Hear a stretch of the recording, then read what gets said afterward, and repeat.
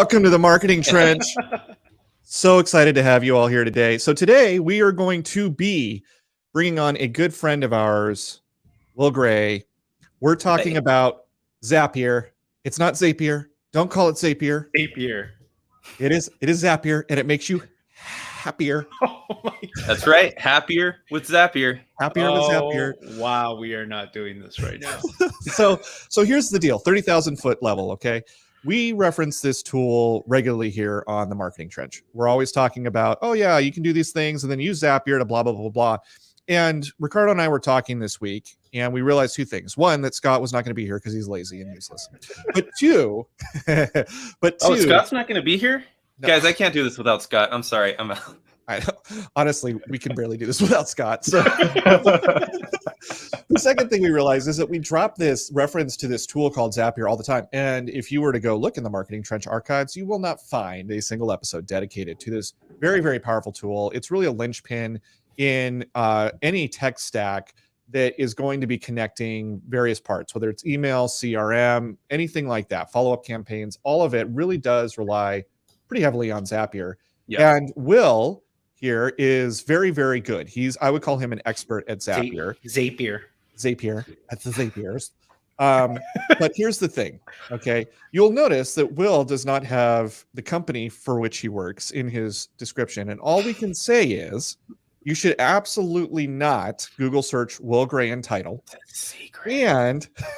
And the reason that he cannot disclose the company he works for, we're not trying to be shady. It's just his advice is so good that his legal at his company is afraid that it might constitute a kickback. So that's how good today's episode is going to be. Ridiculous. We're going to launch into it. And we're excited. Will, thank you so much for coming on, for making the time today. We're really looking forward to this conversation. Oh, thanks. Yeah. I should clarify, per my legal department, I'm actually not here to give advice, just to share how I use Zapier and how it's been helpful in my business. And hopefully that'll kind of contextualize how it can work in sales in general, because I do sales. That's really interesting. Oh my God, I'm sorry. Okay. So lawyers in the back, are we good? Okay. No suey. Okay. Oh wow. Let's move forward. So Zapier, what is it? Yeah. Let's just start with what is it? Yeah, I mean, it's a service that I use a lot because it can make one sort of app, website, web app that you use, talk to another, and coordinate events that happen between different platforms. And it sounds really arcane, really weird until you can actually put it in practice like I did. I actually found Zapier a couple years before I started using it from an ad. I looked at it, it looked cool, but I was going through, I'm like, okay, so I can automatically turn my Gmail emails into an Evernote note. Great. I can also copy and paste. I don't know what to do with that. And I just moved on, right?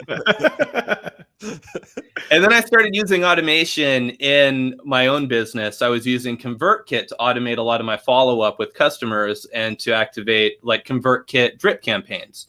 And I was downloading a spreadsheet every morning of the calls I wanted to make, making notes in that spreadsheet and uploading it back into ConvertKit. Super efficient. I loved it. And then I was talking to actually Ricardo one day, and he said, hey, if you have Twilio, which does virtual text messaging and phone numbers, and Zapier, then you can connect Twilio to your ConvertKit account and send text messages as well as just emails. So that sounds cool. So I went to Zapier. The first thing I saw is your free trial is expired 2 years ago. Darn it. And I signed up for Twilio around the same time. And one thing I can say definitively between the two systems, Zapier is much more user-friendly than Twilio. 1,000%. Which is not a high bar.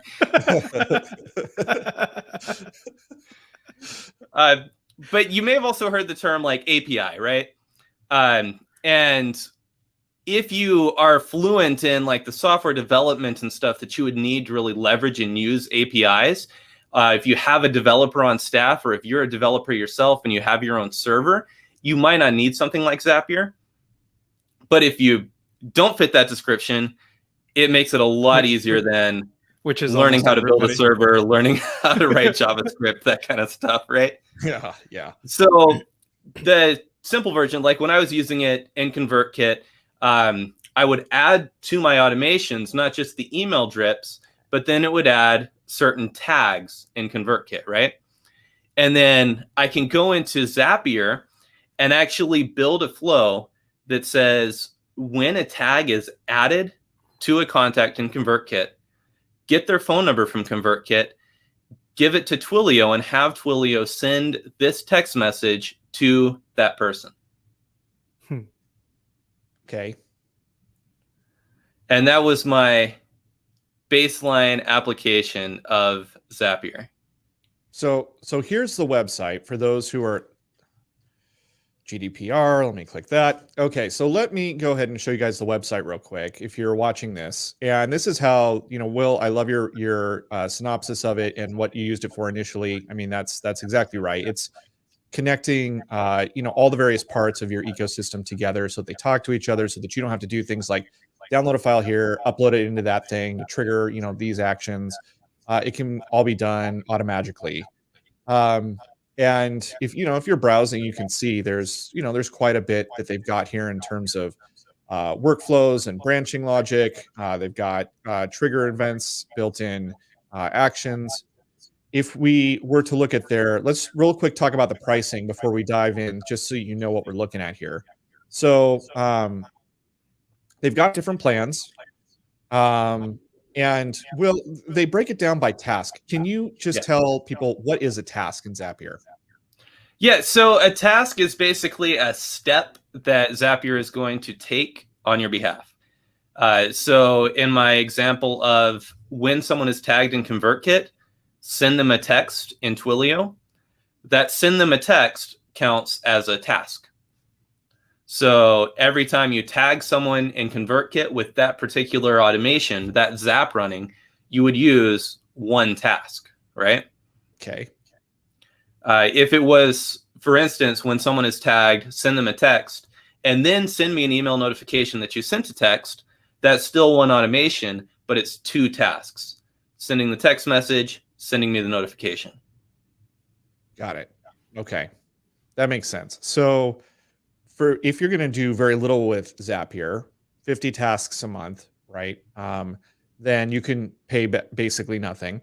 And then it scales all the way up to company level at 100,000 tasks a month. Will has given me some advice for my company, and not advice. He has told me what he has done that has worked successfully for him. Thank you. And if he were in my shoes, what that might look like. So, I think for a company like mine, something like 2,000 tasks a month is probably fine. In other words, if, we're uploading and we have maybe 20 things that happen in a given business day, 30 things that happen in a given business day, right? We're not going to quickly exhaust this 2,000 tasks a month. So, for $50 a month or less, you can have quite a bit of work taken off of your plate and just done automatically. So that's the pricing. And then they've got some other things here, the custom logic paths and stuff. You have to kind of pay up for that. I should point out some of these are premium apps. So yes. meaning Scott always describes Zapier as your connectivity tool. It's as what is it called? Zapier. As your connectivity tool, like you're using a dozen different products in your real estate business, and this is the duct tape that holds it all together, right? The primary one that we've always used is like Facebook lead ads, because we've run ads for realtors. So lead ads is considered a premium app. That's going to require a paid account, not the free one. Okay. That's good to know. So certain apps, if you just search, like if you search one tool and then you search another tool, basically what tools do you want to connect together? Yeah. It'll have a label on it that says premium app or not. Yeah. There's also some flow control within Zapier that needs a quote unquote premium account, like paths. Yeah. So I have an automation, for instance, where it's going to look someone up in my CRM, and if they're already a client, it's going to send this message. If they're not a client, it's going to send this message, right? That sort of if or if then requires the paid up account. Yeah. And that makes sense, right? It's like the more you want it to do and the more it has to work, then the more it's going to cost you. And an easy way to know if you're going to be hanging out in premium land is if you go to the website and you drop down the explore button there, and you can see apps that work with Zapier. You click on that. Zapier, please. Zapier. You can sort apps by most popular, but premium is a category. So you can see immediately, hey, what are the premium apps here? And as you can see, Facebook lead ads, one of them, Salesforce, QuickBooks. But something that isn't a premium app, Google, Gmail, right? Or Slack or MailChimp. So there's a world in which you're able to, get away with not having to pay. But the more sophisticated then. Yeah. Okay. So what I really did is I never took a Zapier course or anything. It was all very incremental. So I started on the basic, did what I could with it. And then only when, oh man, I wish I could do this, this would make things easier. This would make things faster. I need to so let's learn this skill, upgrade to this tier, right? So let's talk about that for a second. Like, what in your mind was, oh, I can make this easier, or I can make this faster, or I can save time by doing this? Like, what were those specific activities? Yeah, so a lot of things, really, it was anytime I found myself doing the same repetitive task on the computer over and over again, right? That didn't require a lot of creativity, a lot of independent thinking. And when I was honest with myself, it was the work that I was doing to avoid my work, right? And there were a lot of, once I started learning how to automate things, there were a lot of benefits. For one thing, the work actually happened because it happened consistently. It's easier to build an automation than it is to grow in discipline, right? Do both, but it's easier to automate something than to develop discipline to do it over and over again. And because it happens very quickly, more than reading on one thing and typing into another, et cetera, or copying, pasting, and changing the name over and over again, I could do things much more at scale using automation, using Zapier. Like if I'm making a lot of cold calls, right, to my prospects, which may or may not be real estate agents, I like to schedule my next call, send a follow-up email, but I'd push that to the end of the day because I need to be calling during these hours. And then either I make a bunch of calls and I'm really tired and it's just too much work to follow up, or I don't make a bunch of calls and I'm depressed because I didn't make many calls, so I don't follow up. When I automate the follow-up, it happens right away, and it really just mentally, I think, removed a block for me to make more calls and be more active, knowing that I could manage the follow-up aspects. And Zapier was a big part of that. CRMs obviously were another big factor, as sort of a springboard for some automations and a landing for others. Okay, so let's actually let's dive in. Let's see how this thing actually works. Are you able to take us into your Zapier account and let's see. Poke around? Screen sharing is easiest with 2 monitors. Lucky thing I have 2 monitors. All right. Can you see my screen now? Am I sharing? There we go. Hey, look, Zapier. This is trippy. It's Zapier. Excuse me. Oh my God, Ricardo's gone. He got zapped. He got zapped.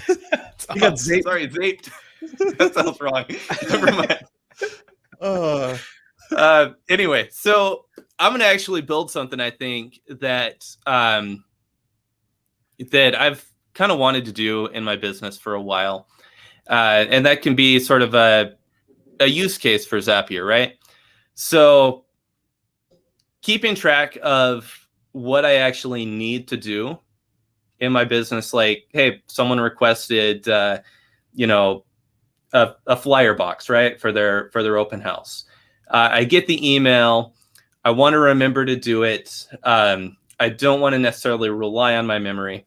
So what I might do is open up my to-do list app, Todoist, and type bring a flyer box to Ricardo for his open house by Thursday, right? But I should be able to actually automate that, make it a little bit easier, and trigger that based on tagging an email in Gmail. I've never really attempted to do this, so hopefully it'll go well. And this is how I learned. Also, like, just a lot of trial and error, because hey, here's an example automation. A lot of times for me, that doesn't really click because I don't see the application in my own business, right? Like the Facebook lead ads getting added to your CRM. I don't run Facebook lead ads. I tune out, right? But I do sometimes forget to do things. So this has some applications for me, right? So the first thing we're going to do is choose the app that we're going to use as the trigger. I already selected Gmail. If I was using a different, I don't know if Yahoo Mail is in here. No. But I type it in here. Just grab the app. If you haven't used it before, then you would need to connect your account, which is different in a few different apps. It'll either open up a little window for you to log in with your login credentials, which if I remember right, Gmail does, or your web service will give you an API key that you need to go to the settings on that service, find, and enter into Zapier. But it always has really good instructions for how to find that key. And then it's just copying and pasting and it's good to go, right? So we choose the app, then we choose the event. As you can see, there's in this one a good number of things to choose from. I'm going to choose new labeled email, but all these are the triggers. This is, what do I pick up that tells me it's time to spring into action and do the rest of the steps in the flow. Okay. And it's helpful not to go off on a tangent, but it's always helpful whenever you're using an app for one thing to look through the drop-down box, and it gives you some, in a lot of cases, inspiration for other ways you might be able to use Zapier to make your business more efficient. So here we go. I set up the account. Mine was already connected. And then we're going to choose a label. I'm actually going to need to go into Gmail and make a new label. So go to gmail.com and make a to-do label. Label is a specific thing. Like, it means a specific thing. It is a specific feature within Gmail. Right. Yeah, that's not a Zapier thing. That's just a Gmail thing. But you know to do this because Zapier is looking for it. Yeah. Yeah. And I bring that up because, me, for example, I wouldn't necessarily know that a label is a thing, but once I'm in Zapier and I'm looking for what I see what it's looking for, then that tells me, hey, maybe I need to go into Gmail and figure out what that thing is, right? So if it's looking for a label, then I maybe do a quick Google search, what is a label in Gmail? And then I see how to create it, what its use case is, that sort of thing. And that's all part of the sort of autodidactic self-teaching process, right? That you can go through. Or you can just watch. One of the things I do regularly is I watch YouTube videos on cat videos. No, I watch videos on how to do this stuff, right? And I follow people. I just hit pause and follow them step by step. Yeah. Okay. At 2x speed. In the trial and error category, I made a to-do label. I'm not seeing it in here. Ordinarily, I'd spend like 2 hours going down the rabbit hole of how do I get this to appear. But for now, I'm actually just going to use starred. So instead of setting a custom label, I'll just star the email. What's up? What if you refresh your fields? Well, I tried refreshing my fields. I'll try it again. I bet you did, and I was like, but it's still not really appearing. I could try the custom and just typing in. Oh, no, there are no custom choices available. Supposed to You hit can load. type a value. Supposed to hit load more. Click on I'm that. supposed to hit load more? Oh, look at that. You're welcome. This is Yeah, what but it didn't Ricardo's- load anymore. This is also what Ricardo's here for. We'll use starred. We'll continue. We'll continue with starred. Good. And then what you got to do, I don't know why it skipped this, but we need to test the trigger. So I'm going to go back into my inbox. See, David knows. David feels my pain. And When you watch the I am tutorial, going it to says, in this video, we're going to get into how to test your automations. Oh my goodness. I hate when you're watching a YouTube video on a specific thing, like how to change the battery in your laptop. And it's like 12 minutes. A The 12-minute intro. The first 12 minutes is there are some reasons why you might buy a laptop. I'm like, what are you talking about? Just show me how to change the battery anyway. This is why I didn't buy that laptop. And then See, David knows. yeah, see, David feels my pain. This is why 2x speed exists. If you could go faster, I would, but All right. So I do 2x speed, go grab coffee, come back, and it's still on the intro.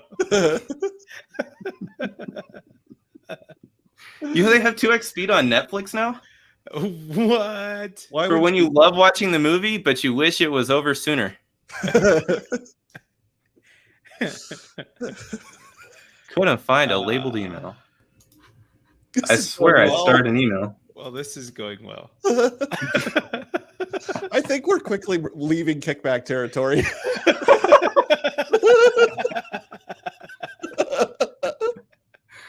This is like the anti-kickback. Oh, here's the problem. I'm using the wrong Gmail account. Oh, wow. Did we say? All right, I'm expert? going to start this one Expert was over. a strong word. Speaking of 2x speed, people are going to watch this replay on 2x speed. All right, so let's start from scratch. Hold Let on, me pay more attention. My usual email is Will for title. Quick programming note here for Mike Me. Go ahead and just delete the last 5 minutes. Just thank you. That's our producer. Producer Nick, please delete the last 5 minutes. All right, starting over. Hey, Will, congratulations on getting here so fast. Thank you. Yes. All right, so now let's see. Oh, here we go. There's the label that I couldn't find earlier. To do. Toto. Oh, to do. Yep. Yeah. So we'll proceed as planned. Yep. Couldn't find a labeled email to do because I started instead. So now I'm going to add a label. Label this one Yeah, go ahead and from Redfin as to do.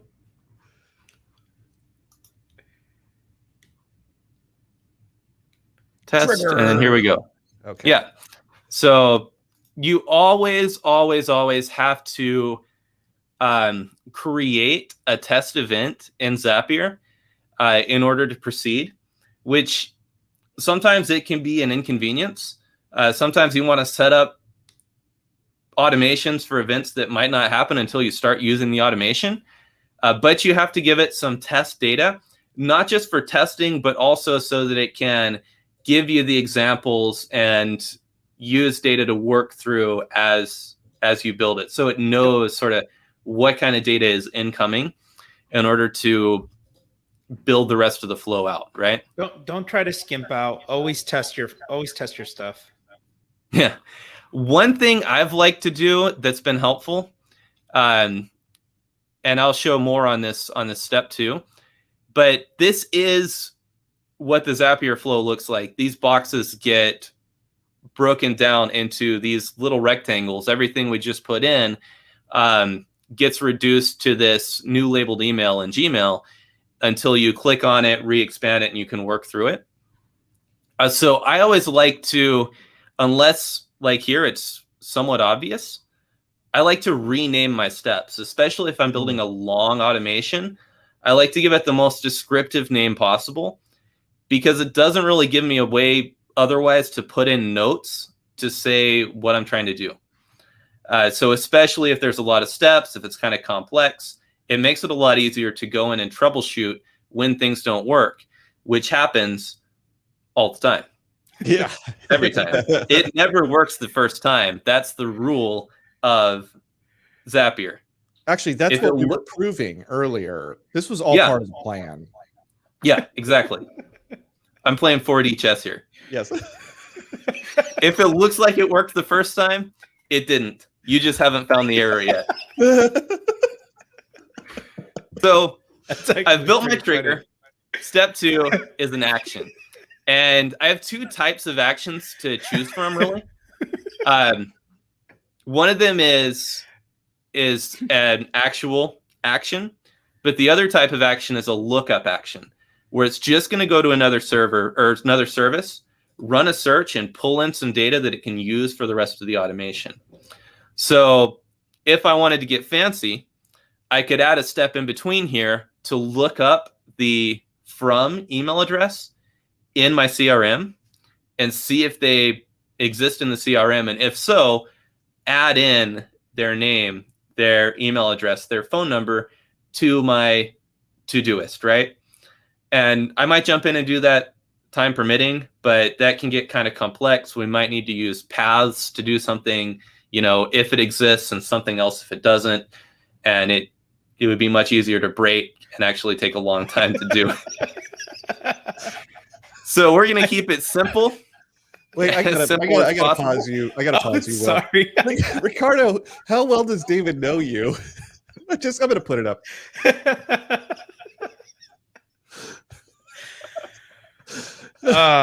David, let's be clear. Ricardo started drinking 2 hours ago.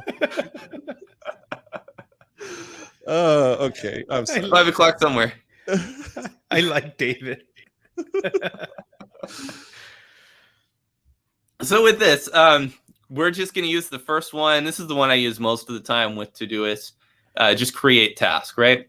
Okay. And continue, choose an account. Again, I've already signed up in Todoist, so I don't need to enter my API key or anything. The default is your inbox project. Todoist lets you set up different quote-unquote projects. That's a little bit beyond my use case. So instead, we'll just put in a title, follow up on email request. And then you see this little drop-down list here. And it gives you all the data that Gmail is giving you to work with in Zapier. And something I've noticed for any Google product, there is a lot. We're on television, so I'll just say a lot, right? There's a ton of data. Fortunately, in this case, most of the relevant data is on top. That's not always the case with Google's integrations, but here, we're just going to click subject there, and it's going to integrate that subject line into the actual text that we're putting in here, right? So it's like a merge field. And then the note itself, I'll just put body plain, which should be the content of the email without any HTML or anything, right? I don't need a section. I don't need to assign it to one user or another because I'm the only user. Due date. I always forget how to do this, but I think it's this. Zap, meta, human, now with underscores.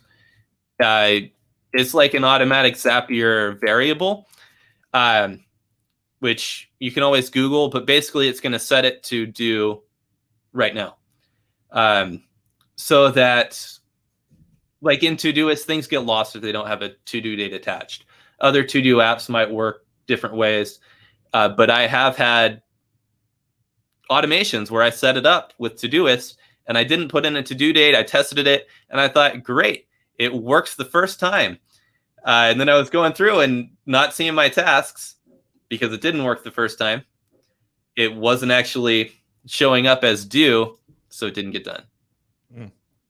Priority natural, we could set it to different priority levels. That's more a Todoist feature than a Zapier feature. I don't want to get too much off topic. What's most relevant to Zapier is the different apps will all have a different set of options for the action that you want to take, and different levels of data and stuff that you can import, which can let you get either very general in your automations, which this one's pretty general, or extremely granular. We'll hit continue. We're going to test the action. Test and continue.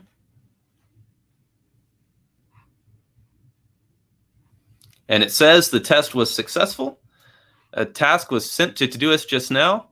And right here in my Todoist, due today, follow up on email requests coming soon in Fountain Valley, yada, yada, yada. So I can see right away, there's one little cosmetic change that I want to make, not because I'm OCD, but maybe. I want to put a space in between my colon and my merge field. No. That's awesome. And then just continue. You don't always have to retest. I like to retest. But you can click this. Well, it's not there anymore, but there's a skip test button in the top right corner. Usually the more testing, the better, especially if you're me and you sometimes miss some details. Gmail can't connect to Todoist. That's crazy. It just worked a second ago. Turn it on anyway. I tried. So, okay, presumably this works. What I'd like to do is get into some recipes for folks. Here, go ahead, Will. Oh, no. I'm listening. No, so like David pointed out, you can zap info into HomeBot and whatnot. What are some other, you're obviously using it to kind of, in this case, set reminders for yourself. So I do a lot of webinars. I have a bunch of zaps right now for my webinars. So on my webinars, I'm identifying who's a current customer, who was a former customer, and then who's a new prospect. Yeah. So I'm using the paths feature in Zapier to say find contact or look contact up in Follow Boss, and then are they a current client or not, right? If they're not in Follow Boss, then create a new contact. If they are in Follow Boss, do all these other sort of extra things. Yeah. For realtors, there's a lot of different use cases. I mean, we have so many programs that talk to one another. What sort of recipes can we or should we start playing around with first? Or is it literally like we talked about? Did we talk about Dustin creating SOPs for our business and then like making a checklist of all the things that are repetitive, and then these are the things you should delegate and outsource? It's kind of the same thing here, isn't it? Yeah, I don't think it's been a while since we brought that up on the show. But the way I look at automations is like, if I'm doing something repetitive over and over and over and over again, can I automate this process? And if so, like, those are the things you should absolutely 100% be automating. Yeah. And the more I've found, the more I use it, the more I get to know how the different features work, the more useful it becomes. Things that either A, wouldn't have occurred to me to do, much less automate. I'm seeing a way to get them done through Zapier. And also things that I didn't think would necessarily be possible to automate. It can be done with Zapier, and it can work really well with some of the automation features in other services. So webhook, this trigger event right here, it's a little advanced, but it's something that's been super useful as I've become more advanced in my usage of Zapier. And that just basically, as a trigger, gives you a URL that you can put into some different apps where they'll actually send information to that URL. So it can be helpful for systems that have an API, but they don't have a Zapier integration. That's a long thing. I won't go into the details of how that works. But just know that it exists. When you see webhooks, or sometimes they'll be described as HTTP requests or post or get in all caps, those can all be done through the webhooks. And it's also a useful way to get Zapier to trigger itself, which sometimes you need for some different off-the-wall applications. Here's a recipe that David suggested, which I think is actually kind of fun. Automatic B-Day card program connected to your CRM and handwrittenly. Isn't handwrittenly, isn't that the program that Scott used to send us our Christmas cards, and then he let it slip that it was a bot that was sending it or something, and That's Josh awesome. got all in his grill about it. But I mean, it actually, if you haven't seen him, so our sometimes co-host, when he decides to show up, Scott, he I just dunk on you and Scott when you're not here. He actually sent these really amazing Christmas cards along with live wreaths last year to some of his top clients. And I'm not a top client because I didn't get one. You didn't get one, but I actually refied through him. So he sent me one, and I got this card, and I thought he hand wrote it. Now, obviously, the handwriting was pretty clean, but I thought that he had written it. It looked that good, and then I found out later that it was a program like Handwrittenly. And to David's point, when we just introduced that comment, right? It's like, birthday cards are the sort of thing that we think, yeah, that would be amazing. Like, I should send birthday cards. And then we never do, right? Like, it's just not a priority. We make an excuse the day that we're supposed to send a birthday card. And, but cards, handwritten cards, or things that look like handwritten cards make a huge impact. I know that when I send them out, people really appreciate it. Like, I get texts back or emails back thanking me. We all have a mutual friend in Title who's been very, very consistent about sending handwritten cards for a couple of years now. And that's been a big, big thing for him. Right. So it's like, that's the sort of thing that you can automate, and it's going to make a huge impression, and it doesn't take a lot of work from you once you set up the initial automations, and it can be done through Zapier. I can't underscore. So David says it costs about $4.05 per card. Mm-hmm. That is so incredibly worth it. And like, not just birthdays, but like anniversaries, not actual like wedding anniversary, but like home ownership anniversary. Can you believe it's been 1 year since we closed on your home? Woohoo. Like that sort of thing. Yeah. So some other workflows. Let's assume, for example, maybe you have a contact in your Gmail, right? Mm-hmm. And you want to put that contact into your CRM, and you want to be able to like have it filter out. So this contact is a home seller, or in my case, this contact is a real estate agent. This contact is a title person. This contact is a let's just say an affiliate in the industry, whatever, right? Like, you can do that kind of stuff with Zapier, right? Yeah. I mean, it all depends on what you want to do with that information. Yeah. So how do you know? Like, is there a way to know how that's possible? So, for example, if I was using a CRM like, I don't know, Surefire, let's take a look. I would love to kind of work through this as an example. Is Surefire one of the available Zaps? Let's see.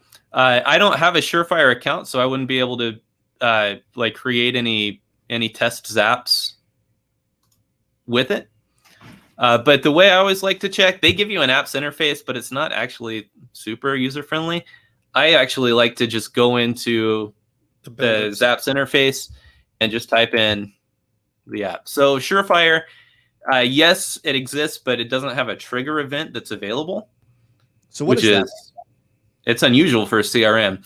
It basically means that Zapier can respond to things in other apps and do something in Surefire based on that, but it can't catch something that's happening in Surefire. So what if we wanted to start at Gmail and have Gmail be the trigger and then go into Surefire? We could do that? Yeah. Different systems have different levels of selection Mm-hmm. for what actions are available. So let's So assume that some of like them are I got a contact. Let's see.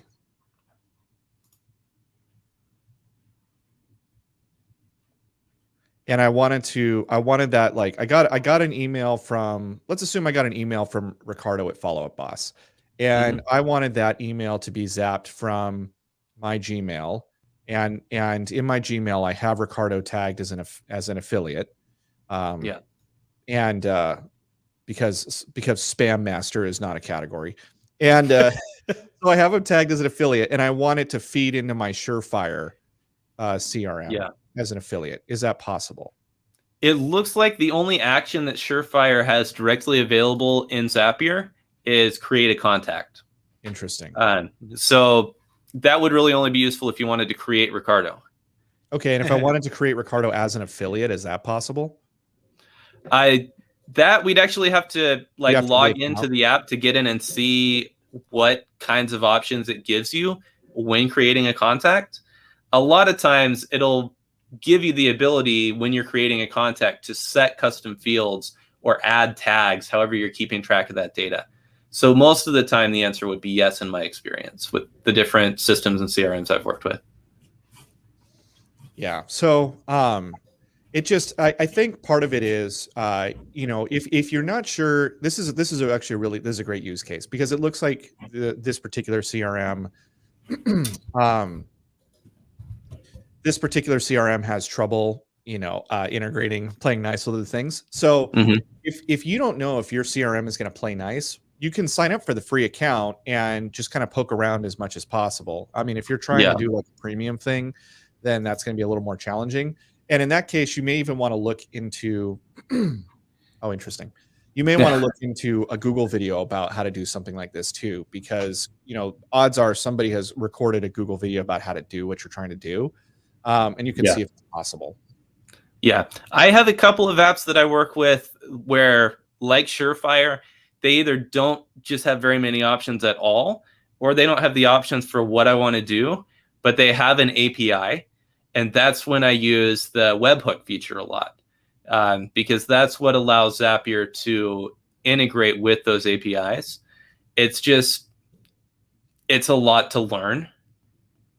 Once you learn it, though, like if it saves you 10 minutes a day, and you spend 2 to 4 hours automating it, that would pay off in how many work days? Like, oh, right. A couple months at most, right?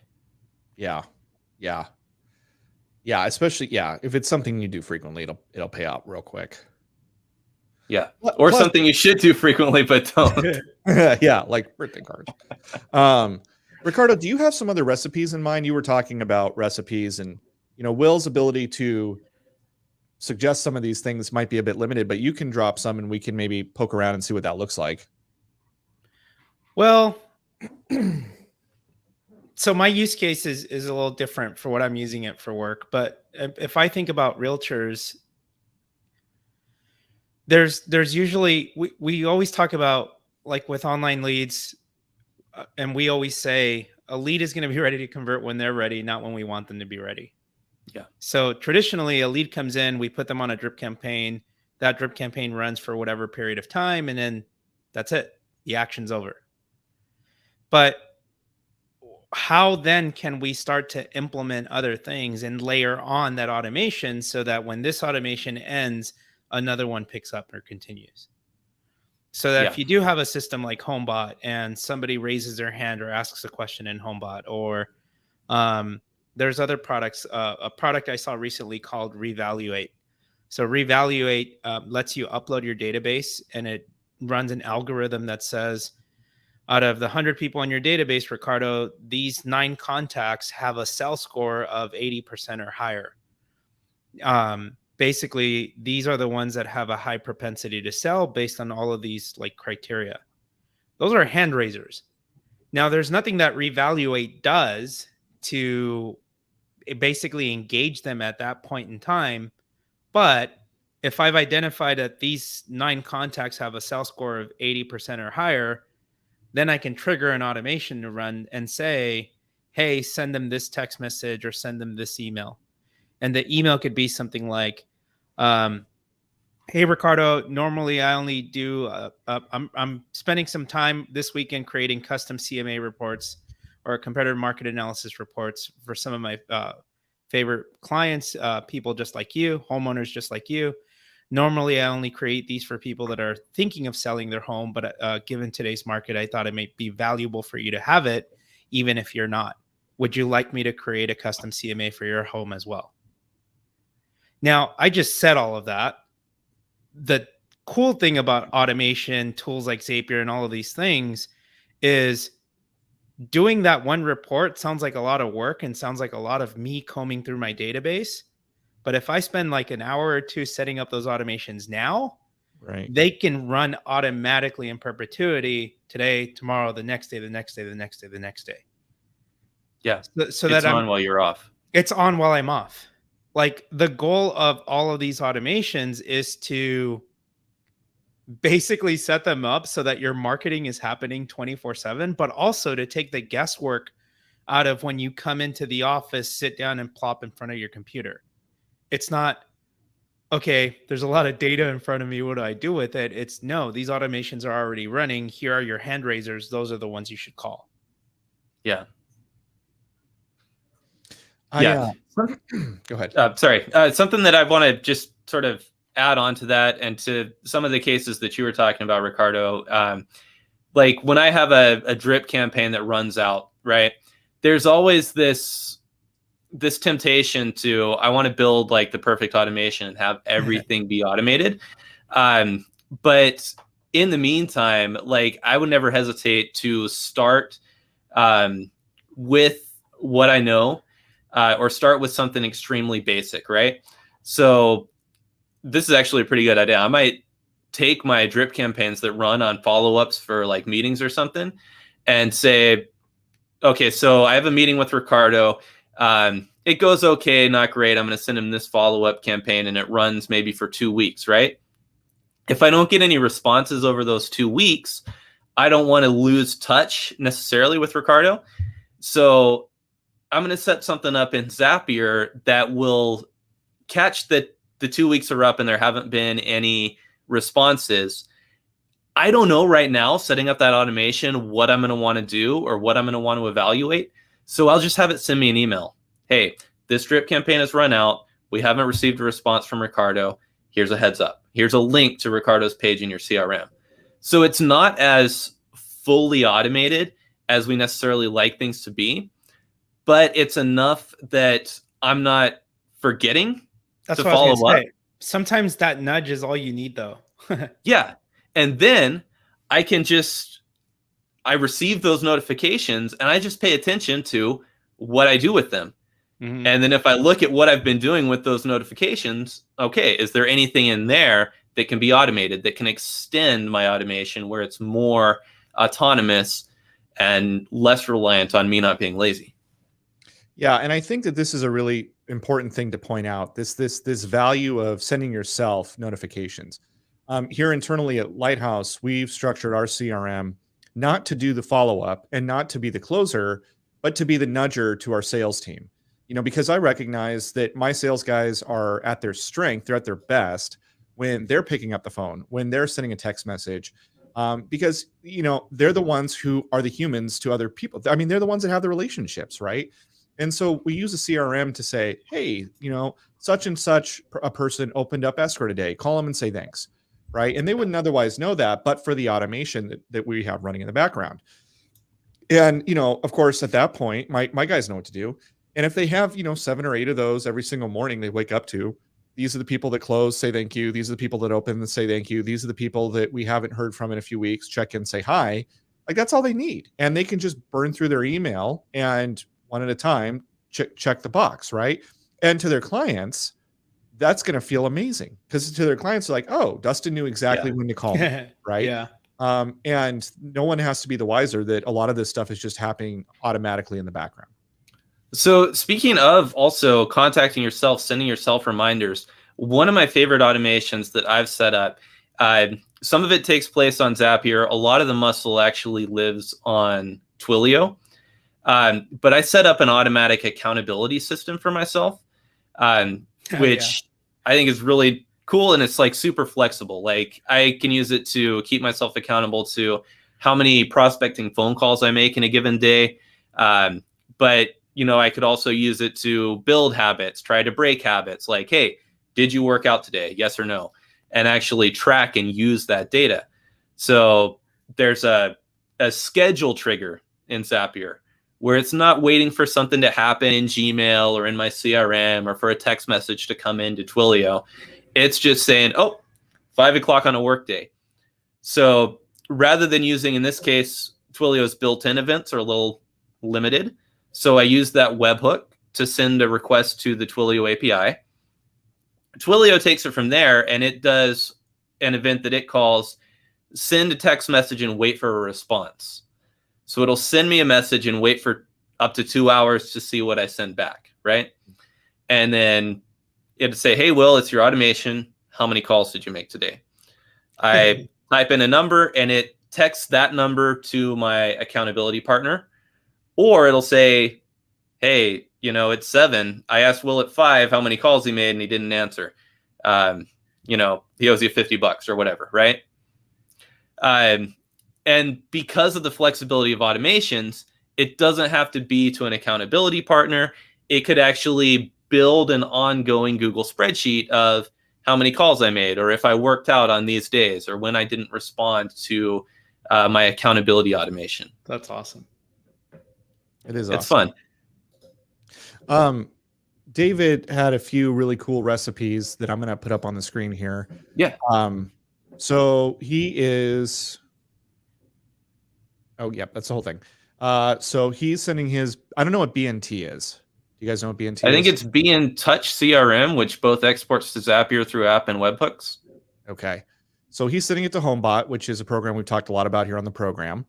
Closing Card, which I imagine is a kind of handwritten card, you know, send it out. Google Sheets, that's pretty powerful. Yeah. And by the way, I want to point out, so one of the things we had to do internally was use Google Sheets as actually a trigger. So we have an escrow processing software. It doesn't integrate with anything. It barely integrates with itself. So we have to export a CSV and upload it into Google. But from there, that's able to tip the dominoes of automation, right? And so just as a heads up, like if you have a tool in your stack, especially a fundamental tool, like in our case, our escrow processing software, which just doesn't play nice with anything, that doesn't mean that you can't use automations. Like just figure out where in the tech stack you can start an automation process and figure out how to get to that, right? And Google is a really phenomenal place most of the time to start. You know, send it into Google Drive, send it into Google Sheets, send it into Google Docs, send it to your Gmail, something like that. And then he also sends his Google Contacts to Contacts Plus, which he says he can use to send text messages, slide dial, all that kind of stuff. So thank you, David, for sharing. That's really generous, and those are some really cool ideas. Will, as we are wrapping up, I would love to know from you any final advice for somebody who's listening to this podcast, like, okay, I'm interested in Zapier and I want to take the plunge. Where did you start and what kept you motivated? Yeah, so I mean, I started really with Ricardo saying, hey, check this out. You can use these tools to do this. So I went and signed up. I said, all right, Ricardo, let's go out for drinks and you can show me how to do it. And he went out for drinks, but he didn't know how to do it, just that it could be done. I don't know. Log in and find out. I'm a good for inspiration. I'm a good sounding board. My muse. He's my unmuse, but anyway. Okay, so you talked to Ricardo. And what kept me sort of motivated was just really seeing from experience that this could do the repetitive menial tasks that were actually super important, but I wasn't getting done because they were more repetitive and menial than my attention span would allow for at scale. So A, more things were getting done, and B, I was saving time, right? And able to do, 50 calls instead of 10, right? And then also, as I keep using it, it's fun not to have to work as much to do the same amount of things, right? Yeah. You can either take it easier a little bit or do more and start to find ways where, hey, this or that might actually make my life a little easier. Like, I'm going to hop on screen share just one more time. I have never once found a CRM that I thought had a really super, what is going on there? User-friendly interface, right? Mm-hmm. So this is my CRM active campaign. If you want to change a custom field or add a tag or anything, you got to scroll through here, click on whatever, type it in, click save. It's a pain.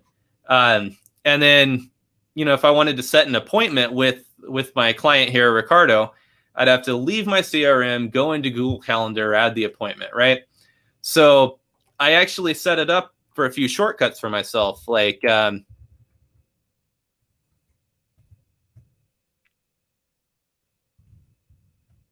I'm just typing X, basically is telling the notes this is going to trigger an automation, right? So if I were to click add right now, it would send Ricardo a text message from my Twilio number, hey, Ricardo, what's up? And then it would set in my Google Calendar tomorrow at 3, call Ricardo at, sorry, I got your number up there, at his phone number. Oops. But I could also, like, in the case of just Ricardo, on the 15 million people in Los Angeles that just saw that. Horrible. That's amazing. For a good time. Oh my God. Well, okay, listen, with that, we'll really, really appreciate your time today. I would tell people where to find you, but we can't do that. So all we can tell you is go Google search Will. He's a great guy, and he's very helpful at the thing that he does, which is super secret. So go look that up on Google.